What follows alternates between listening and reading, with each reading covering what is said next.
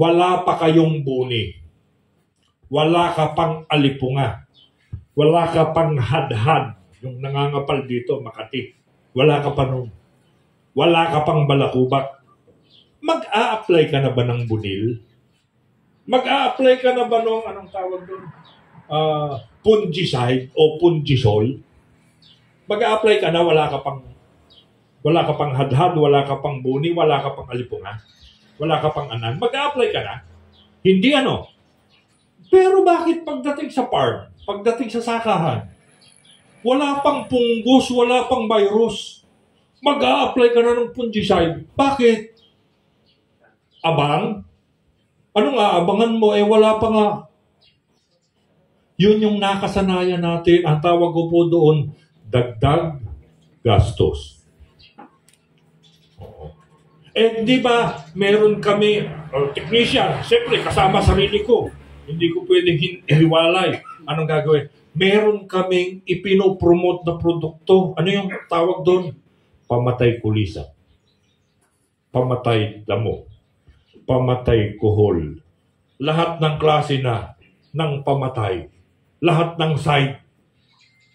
Yan. Ipinopromote. Para mabenta yun, anong gagawin? Tuturuan ko kayo para mabenta. Yung mga site na yun. Insecticide, fungicide, molluscicide, lahat na. Side by side, reader side. Lahat na yun. Tuturo ko sa inyo kung paano magamit. Para makabili kayo. Kasi ayaw gamitin ng farmer eh. Para makabili yung farmer noon, tuturuan ko ngayon yung farmer para gumamit ng insecticide. Anong gagawin? Dapat yung kulay ng dahon ng palay mo kasing kulay ng blackboard. Ay, green board pala. Dapat green na green. Matingkad na green ang kulay niya. Oo nga, dapat nga ganun, matingkad na green. Ano mangyayari? Magkakaroon po ng leaf roller or leaf folder. Anong laman ng dahon? Uod. Anong gagawin mo? May uod na. Bibili ka na ng pamatay uod insecticide. Ay, mahina yun, sabing ganun. Naninilaw yung palay ko. O sige, kung ganun, ganito gawin mo. Urea, kuha ka. 1 kilong urea, kuha ka. 1 kilong ammonium sulfate, kuha ka. 1 kilong complete, kuha ka. Pag samahin mo yan, tapos isabog mo ngayon sa palayan mo.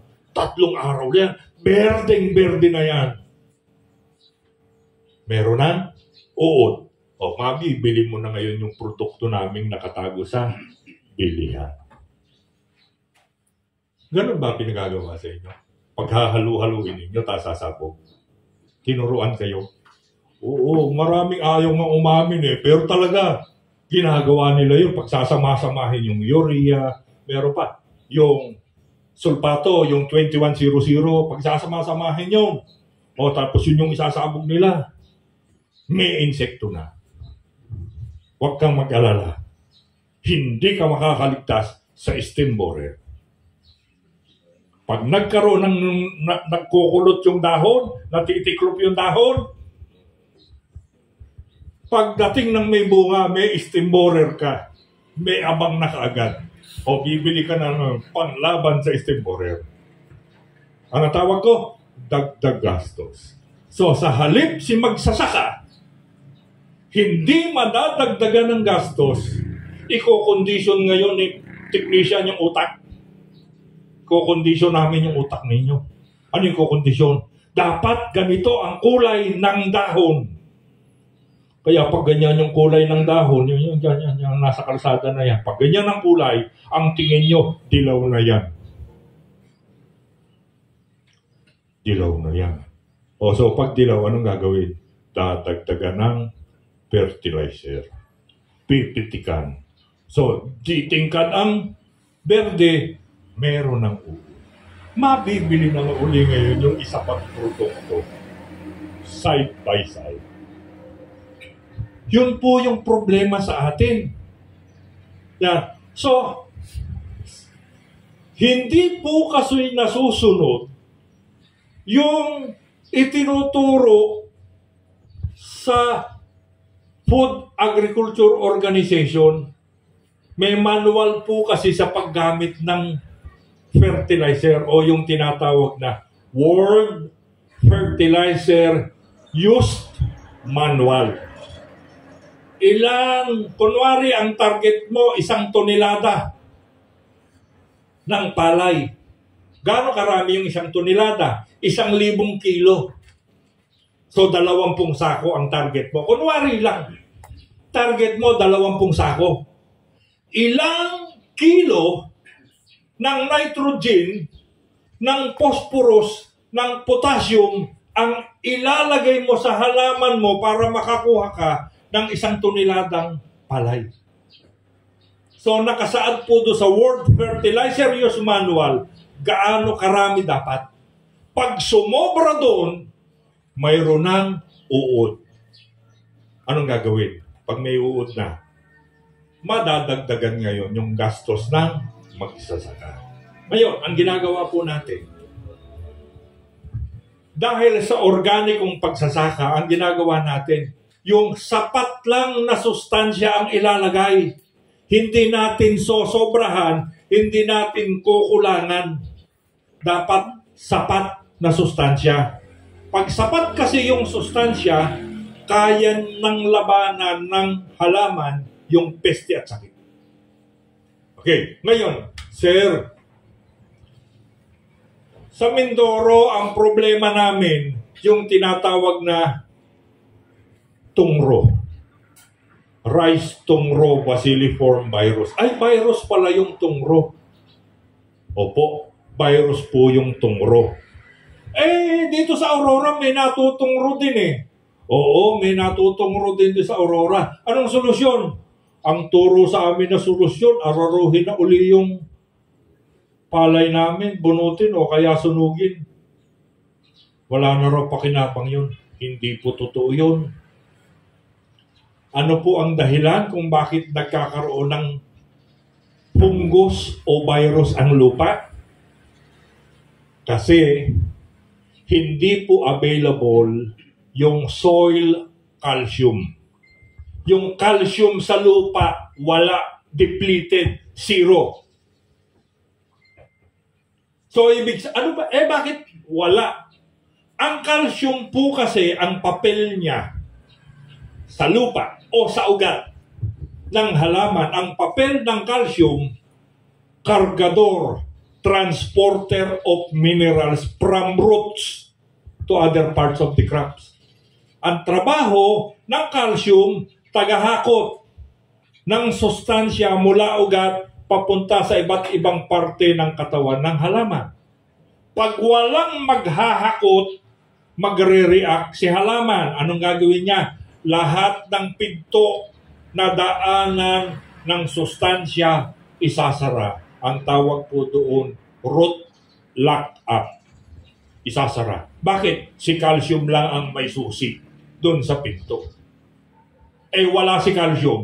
Walang makukuhang sustansya. Kahit maraming ibang sustansya sa lupa, hindi kukuha si ugat ng halaman. Aasa na lang siya sa photosynthesis. Sikat ng araw, hamog, at carbon dioxide. Poproseso niya para sa chlorophyll formation, yung photosynthesis. Okay, ngayon, doon na lang siya aasa. Dahil walang available na makuhang zinc, dahil sarado pintuan, available yung zinc sa lupa, hindi ngayon kukunin ng halaman. Bakit? Wala nga si calcium. So, yung zinc na pumipigil sa fungus o virus, ang trabaho po kasi ng elementong zinc, pigilan ang paglabas ng fungus at virus. So, pag pinigilan ang fungus at virus, ni zinc, wala. Walang zinc na makuha kasi nga sarado ang pinto. Magkakaroon ngayon ng fungus at virus ang halaman. Ngayon, ang zinc, sa salitang usap, magsasaka, siya ay chismis. Para kumalat ang chismis, kailangan mo ng Marites at ng Tolits. Ano yung Marites? Mare, ito latest. Ay, yung Tolits. Tol, ito latest. O, kaya Tolits. O, alam na, pag babae, Marites. Pag lalaki, Tolits. Pag may nag-aaway doon sa kapitbahay, nang hahaba yung liig ni Tolits at saka ni Marites. Ang bilis ng alarma. Ng signal pala. Okay, so, yung fungus o virus, merong vector na tinatawag. Tagakalat ng Victory, Echo, Charlie, Tango, Oscar, Romeo. V-E-C-T-O-R. Hindi Victor na panalo. Vector. V-E. Okay. So, vector. Tagakalat. Ano yung tagakalat? Ikakalat niya yung fungus at virus. Pag ito ay Rhizome robacilliform virus, ang tagakalat po ay yung berdeng musong kabayo. Green leaf hopper. Yan. Pag Fusarium wilt virus sa kamatis, sa ampalaya, sa luya, sa saging, ang tagakalat ay yung tinatawag na white flies. Yung maliliit na puti-puti. So, sila ang magkakalat. Yan.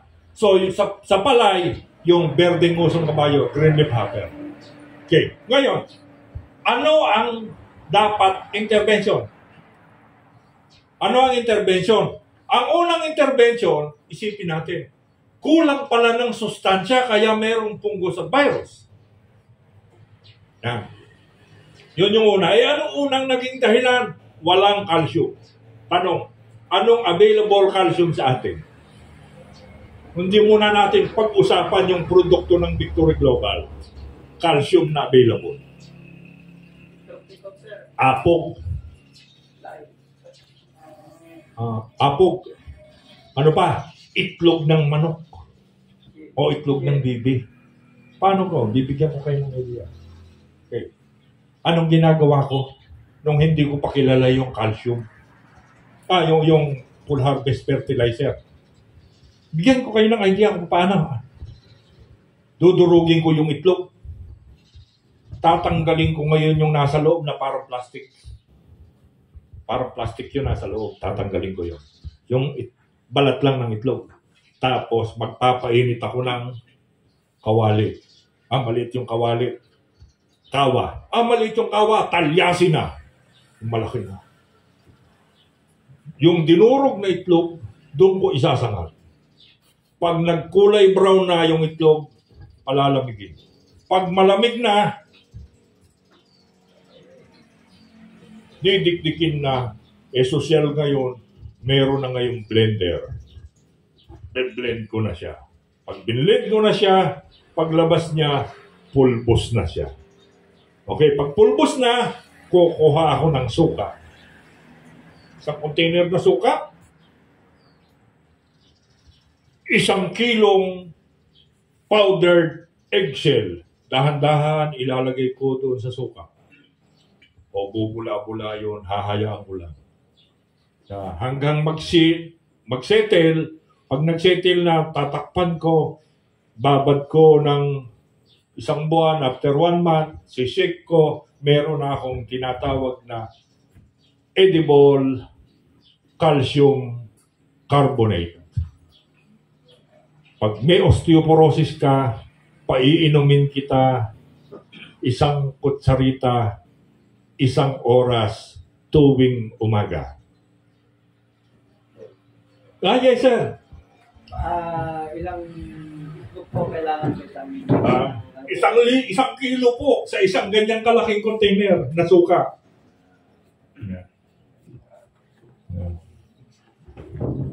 Madami-dami, sir, no? Okay na yun. So, ibig ko sabihin, pwedeng ganun. Anong gagawin mo? Okay, sprayer tank. Pupunuin mo ng tubig. Huwag din muna yung produkto ng Victory Global, mamaya na yun. Hindi, 1 sprayer tank. punuin mo ng tubig. Pag puno ng tubig, takal ka niyan. Kasi laki ng karninas. Alam niyo yung karninas? Oo, yung karninas. Ha? Ay, mayaman ka. Sardinas tawag mo. Kami, sa karninas siya. Kasi yung laman nun, karninas sa amin. Kahit isda lang ang tawag.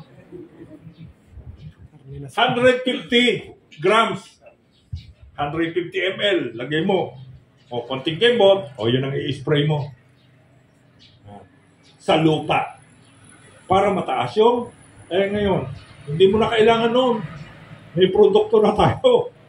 Ipinakita ko lang sa inyo yung alternatibo ninyo pwedeng gawin. Pampakunat din nyo ng balat ng mangga, balat ng papaya, balat ng kaimito, balat ng punong namumunga. Bakit? Kukunat yung balat para pag tinusok si fruit fly, hindi niya matusok at matindi, hindi magbibitak. O yung nagagawa ng calcium. Okay. Ngayon, pwede namang apog. Iba marami rito nagnganganga. O yung apog na yun, pwede. Madali lang hanapin nun. Punta ka sementeryo, ang daming buto. Okay. Yung mga buto-buto ng mga nagbubulalo. Yan nga lang, kailangan mo ng hammer mill para madurog. Okay. So, ibig kong sabihin, pag ang problema mo ay tumro, ang solusyon ay isupply mo yung kulang na sustansya. Anong kulang na sustansya? Sa namumungang halaman? Calcium, boron, at saka zinc. Calcium, boron, at zinc. Yun ang isusupply mo. O yung produkto natin, meron nun. Pero habang nagkukwentuhan pa lang tayo, introduction pa lang ito, maintindihan na pag merong fungus at virus, merong tatlong elemento na nawawala. Calcium, boron at zinc. Yun ang isusupply natin sa lupa at sa dahon ng halaman. Bakit? Kasi kahit anong lagay mo sa lupa, hindi pa rin sisipsipin ng ugat ng buhay na halaman. Anong gagawin mo? Isusupply mo siya direkta sa dahon. Ang tawag po doon, leaf feeding. Leaf feeding. Ipakakain yung sustansya direkta sa dahon kasabay ng photosynthesis. Yan. O di Englishin natin yung dahon. Ano yung English ng dahon? Maraming dahon. Leaves. Laliman natin yung English. Wala na kayong mas malalim na English sa leaves. Foliages. Kaya ang tawag, foliar. Pag yung sustansya ini-apply mo direkta sa dahon, ang tawag, foliar. Nutrients are applied directly to foliages of plants. It is foliar or leaf fertilization. Yan. Para maintindihan natin na yung sustansya, teka po muna, maintindihan natin. Pare, magpupulyar ako. Anong oras na? 10:00 na ng umaga. Ay, magpupulyar ako bago sumikat yung araw. Hindi, magpupulyar ako pag nakalubog na yung araw para malamig na. Pag ganun po ang ginawa ninyo, ang tawag ko po sa inyo, kapatid mo, si Asyong Aksaya. Kasi ang foliar fertilization or leaf feeding ay isinasabay sa proseso ng photosynthesis. At nangyayari ang photosynthesis kapag ang optimum temperature ng atmosphere ay nasa pagitan ng 22 degrees Celsius to 26 degrees Celsius. Yun po yung temperatura ng atmosphere. 22 degrees Celsius to 26 degrees Celsius. Kailan yun nangyayari? Pagsikat ng araw hanggang 8:00 ng umaga. O kaya, alas 5 ng hapon hanggang lumubog ang araw. Sir, sabing gano'n, yung photosynthesis daw umaabot ng 9 o'clock. Oo, dati, nung wala pang climate change. Nung mag-climate change na, alas 8 pa lang, pag umabot na ng alas 8:15, nasa 30 degrees Celsius na eh. So, magsasara na automatic yung stomata ng dahon ng halaman. So, hindi mo na maipapasok yung dahon ng halaman, yung sustansya sa stomata. So, ibig sabihin, ang foliar fertilization, isinusupply mo yung nutrients direkta sa stomata. So, ang pag-spray mo, kasing pino ng usok, as fine as a mist. Kasing pino siya ng usok. Usok lang yung lumalabas sa nozzle. Hindi yung, magpupulyar ako. Pulyar. Sige, maligo ka, magsabon ka. Bumubuhos ang masaganang tubig doon sa nozzle. O hindi yung pulyar sprayer. Ang tawag po doon, insect pest management. Kaya natin ipinapaligo kasi ang nasanay tayo, pestisidyo yung ini-spray natin. Hindi po. Pag sinabi mong foliar, ini-spray yung sustansya direkta sa dahon ng halaman kasing pino ng usok kasabay ng proseso ng photosynthesis. Kailan nangyayari yun? Pagsikat ng araw sa umaga hanggang alas 8 ng umaga. O kaya alas 5 ng hapon hanggang lumubog ang araw. Yun ang panahon ng leaf fertilization o pagpupulyar. Yan. Marami. Tanong. Ito po yung tanong. Umuulan. Pero ang oras, pagsikat ng araw hanggang alas 8 ng umaga. Umuulan ha? Pagsikat ng araw hanggang alas 8 ng umaga ang oras. Tanong, pwede ba kayong magpulyar? Hello? Pwede ba? Hindi pwede. Bakit?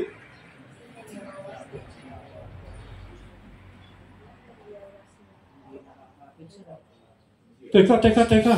Hindi raw kakapit. Bakit? May pampakapit ba tayong nilagay? Wala. Hindi tayo naglagay ng sticker. Ang sticker po kasi ay ginagamit sa pest management.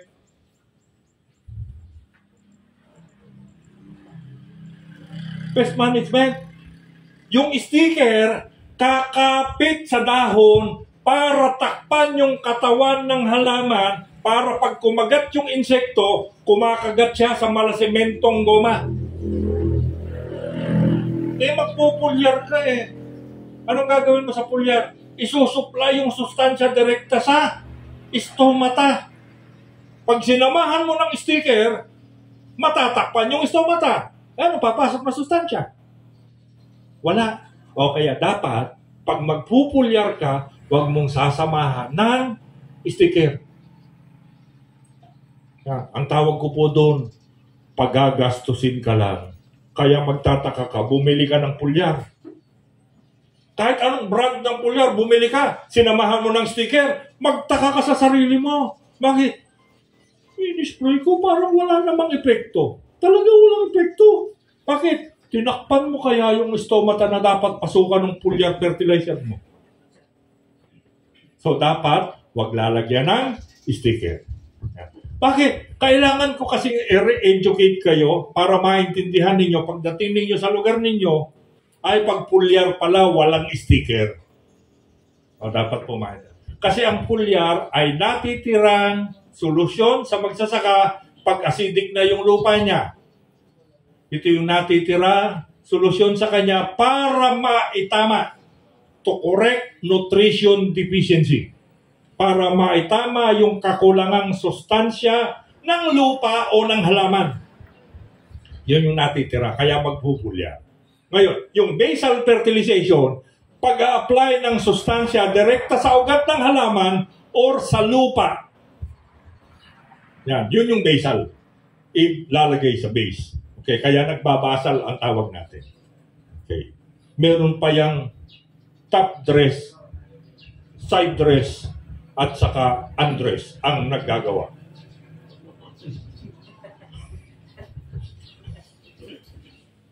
Yan. Kung ano na tawag, marami na. All term na ginagamit. Okay, ngayon, ganito po. So, naiintindihan na natin ngayon na pag may tungro, may virus, foliar fertilization, direct ka sa dahon. So, pag alam mo na, i-supply mo na, magkakaroon na ng kargador. O tapos yung bumagsak sa lupa, may maghahakot na ng sustansya. Maitatama na yung kakulangang sustansya. Ngayon, pagkatapos no, sir, yung insekto, anong gagawin? Papalayasin natin yung insekto. Yan. Paano magpalayas ng insekto? Bugawin mo? Hindi po bugawin. Sa mga magsasaka, may tinatawag na insect light trap. Yung pailaw, ngayon, di kuryente na eh. O may solar na. Pero teka muna kung ganun, pag solar, hindi kusang namamatay yun. Dapat kasi pag nagpailaw ka, pag lubog ng araw hanggang alas 9 lang ng gabi. Pag alas 9 ng gabi, patay na dapat ang ilaw. Bakit? Ang mahuhuli mo pag lubog ng araw hanggang alas 9 ng gabi, yung mga mapanirang insekto. Nagbibisikleta ka, nagmumotorsiklo ka. Paglubog ng araw, lahat ng insekto pasalubong sa'yo. Kaya magugulat ka, pati mata mo gusto nilang, di ba? Kasi nga, yun yung mga mapanirang insekto. Eh pag alas 9 na ng gabi, ano nang nandun? Kinakain na po ng mga kaibigang insekto yung mapanirang insekto. Ayan. So, hindi po natin hahayaan na mamatay yung kaibigang insekto. So, pagdating ng alas 9 ng gabi, patay na ang ilaw. O yung iba naglalagay ng solar. Ay kakong ganun, patay ang kaibigang insekto. Ayan. So, dapat pinapatay siya pagdating ng 9 o'clock ng gabi. O gagawin, ang ginagawa is tripod. May nakalapit nung araw, lampara. Yung ilaw na kabilaan yung may kaas dito, tapos lampara. Okay, may ilaw. Ang taas noon sa tubig, sa may planggana, may tubig. Ganito lang kataas. Isang ganun mo lang, ganun kataas yung puwit ng ilaw. Yung tubig, papatakan ko pa yun ng pinagprituhang mantika. Kung tubig lang ang ilalagay mo, pwede rin naman suka. Anong gagawin mo? Kawali. Buhos mo yung suka. Kunwari, 1 litro. 1 litrong suka. Bubuhos mo. Tapos lalagyan mo siya ng 1/4 na asukal na pula. O, pag kumulo na, palamigin. O, 1 kutsara, lagay mo doon sa planggana, lagyan mo ng tubig, tapos lagyan mo pinagprituhang mantika, lahat ng makakaamoy na insekto, iinom, malalasing, malulunod. Yan. So, lalapit doon sa ilaw, magbabagsakan. Opo, ganun yun. So, yun yung insect light trap. Meron namang pampalayas na magsasako. Tawag sa atin, magsasaka. Pagtalikod natin, sinasako na nila.